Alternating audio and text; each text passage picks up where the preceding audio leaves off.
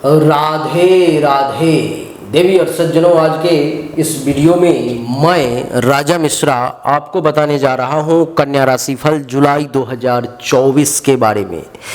कन्या राशि वालों के लिए जुलाई 2024 का समय आखिर कैसा रहेगा, कौन सा ग्रह आपके फेवर में है, कौन सा ग्रह आपके विपरीत है। ग्रहों का खेल है निराला, ग्रहों का खेल है निराला, बना देता है राजा को रंक और रंक को भी बराल वेला।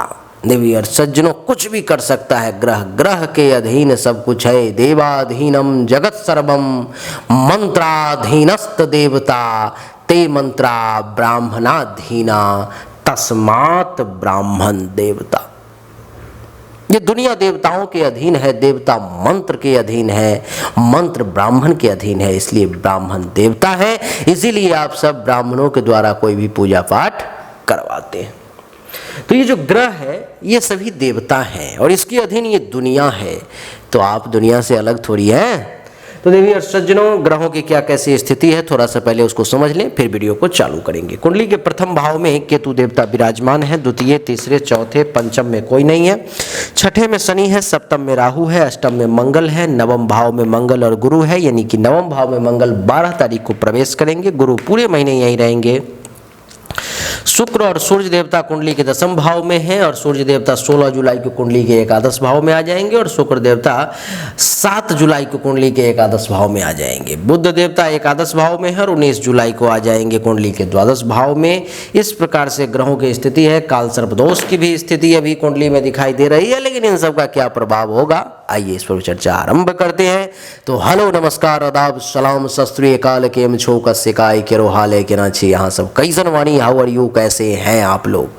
केमो ना जो मनक्कम खम्भागणयोगम गेमती अच्छन्ति की खबोर नमस्तुभ्यं राधे राधे, नारायण नारायण राम राम।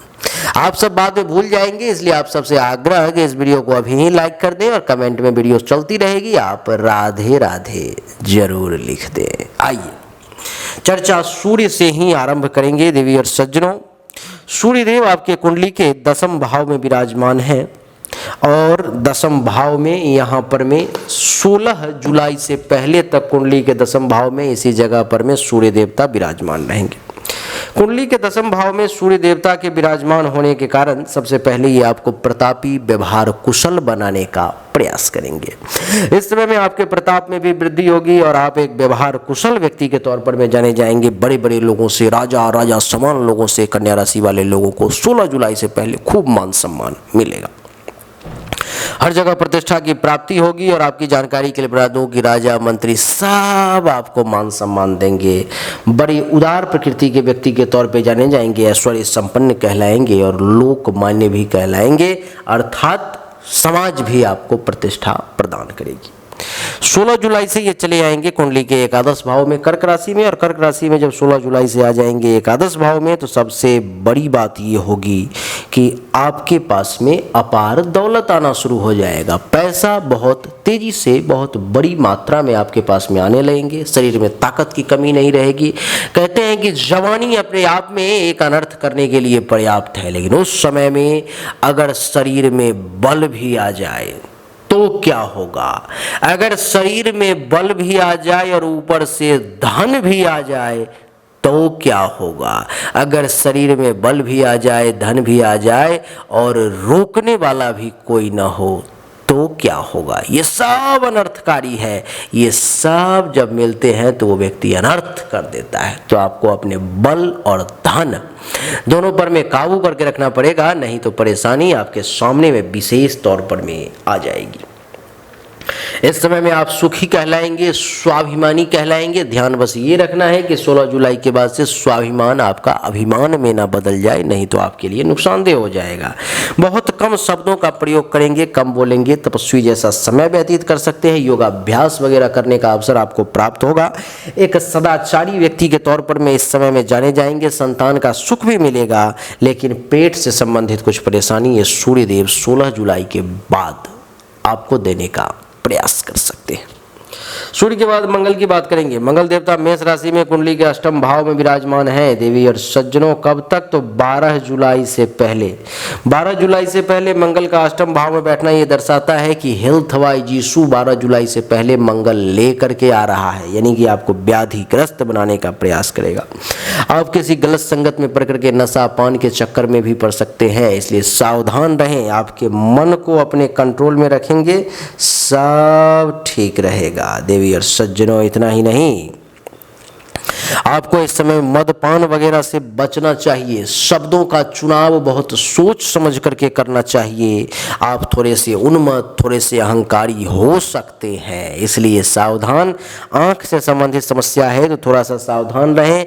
शस्त्र पर में, यानी कि किसी का जो शस्त्र है, पिस्टल है, बंदूक है, तलवार है, भाला है, शस्त्र किसी भी प्रकार का हो, अगर अस्त्र शस्त्र पर में अगर लोभ हो जाए तो उससे चोरी करने का प्रयास नहीं करेंगे, आपके लिए बढ़िया रहेगा।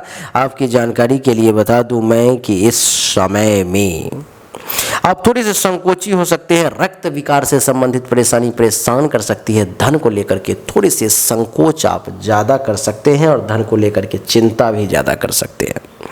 आपकी जानकारी के लिए बता दूं कि ये 12 जुलाई से चले आएंगे नवम भाव में। मंगल देवता वृषभ राशि में, और जब नवम भाव में चले आएंगे तो सबसे पहले तो किसी व्यक्ति से आपको ईर्ष्या द्वेष हो जाएगा। मन ही मन लड़ाई झगड़ा की स्थिति उत्पन्न हो जाएगी। प्लॉट तैयार होने लगेगा। थोड़े से अहंकारी, थोड़े से गुस्सैल तो आप बन ही जाएंगे।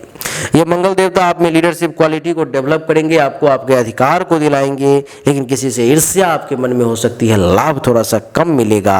और आपकी जानकारी के लिए बता दूं कि आपके यश में वृद्धि होगी, लेकिन फिर भी आप असंतुष्ट रहेंगे। मंगल के लिए संभव हो तो प्रत्येक मंगलवार को नमो अंगारकाय नमः मंत्र का जाप कर लें, जितना संभव हो। 1 माला, 2 माला, 5 माला, 10 माला, 10 बार, 20 बार, 25 बार, 50 बार, 5 बार, जितना हो सके कर लें। नहीं संभव हो तो हनुमान चालीसा का पाठ कर लें।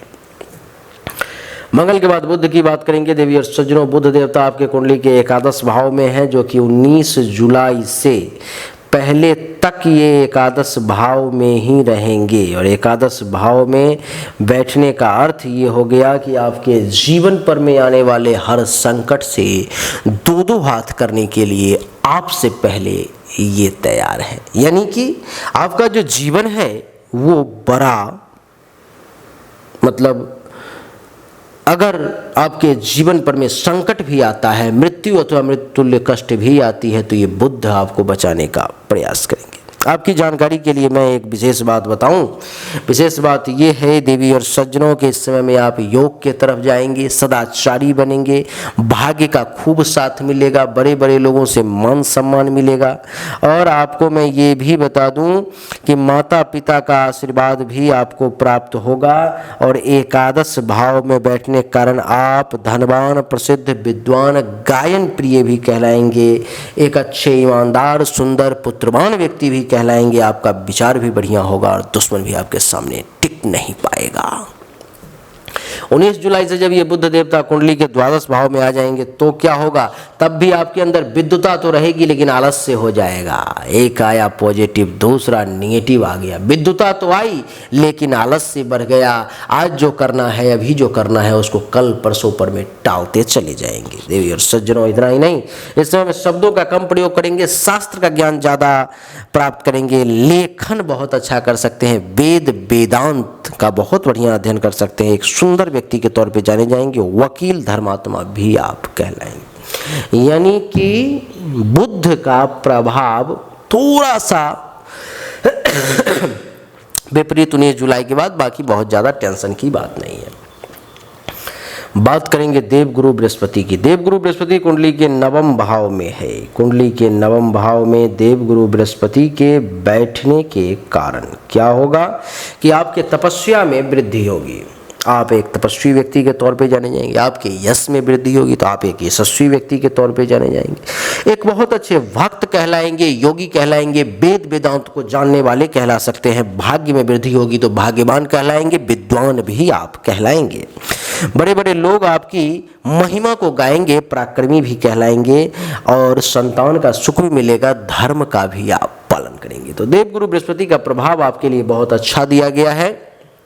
गुरु के बाद शुक्र के। अच्छा, एक बात मैं आपको बता दूं, मैं अपने मन से एक शब्द फालतू का प्रयोग नहीं कर रहा हूं। सारा का सारा जो पुस्तक में दिया गया है वो भी प्रमाणिक ग्रंथ में, वही मैं आपको बता रहा हूं। ऐसा नहीं है कि मैं अपने मन से कुछ बाकी ज्योतिष की तरह जो है सो कुछ भी बकता जा रहा हूं, ऐसा नहीं है। बिल्कुल प्रामाणिक बात, प्रमाण के साथ, ग्रंथ के साथ। अगर कोई ऐसा चैलेंज करेगा तो किताब के साथ सामने में रख दूंगा देवी और सज्जनों। इसलिए अनर्गल प्रलाप नहीं करता हूं बाकी लोगों की तरह।